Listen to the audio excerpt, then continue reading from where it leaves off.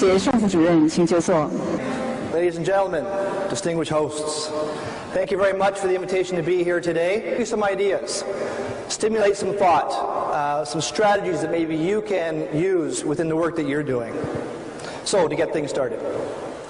A number of years ago, I was the executive director of a large organization called the World Green Building Council.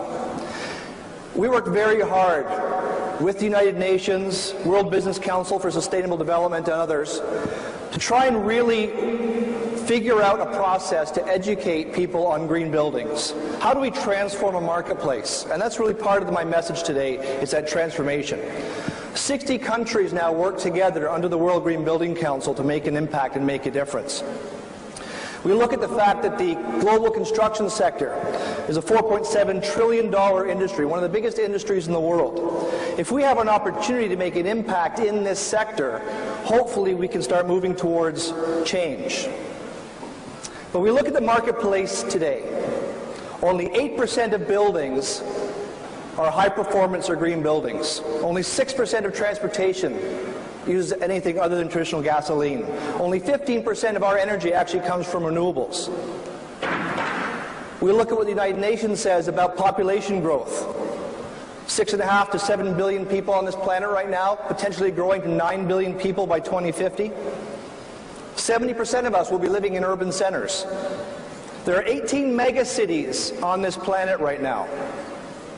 By 2050, that could grow to over 27 megacities. And of course, especially some of the conversations from this morning, earlier presenters, the issues around the fuel sources that we have to drive this change.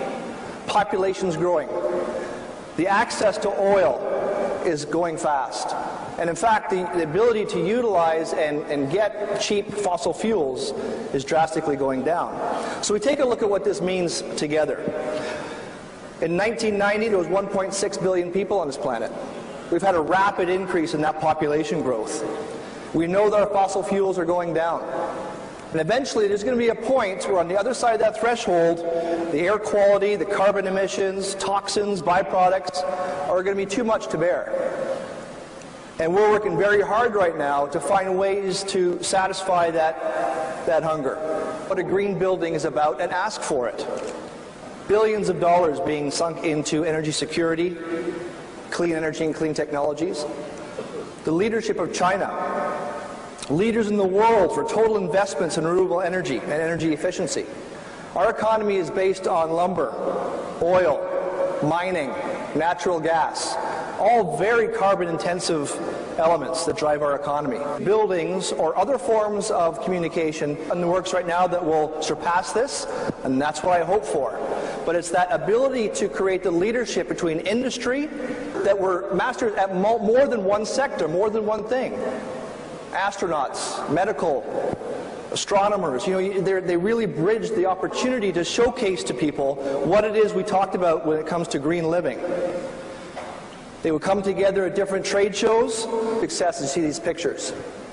Completely, the amount of people coming through these, and we even published a book from this. It was a great success. Opportunities and technologies to really give us something to think about and implement the work that we're doing is very important. All of a sudden, legislation kicks in, the technology becomes cheaper, and the market shifts. You can't get a carburetor anymore. Can that happen with electric vehicles? Now, I used to be an industrial designer.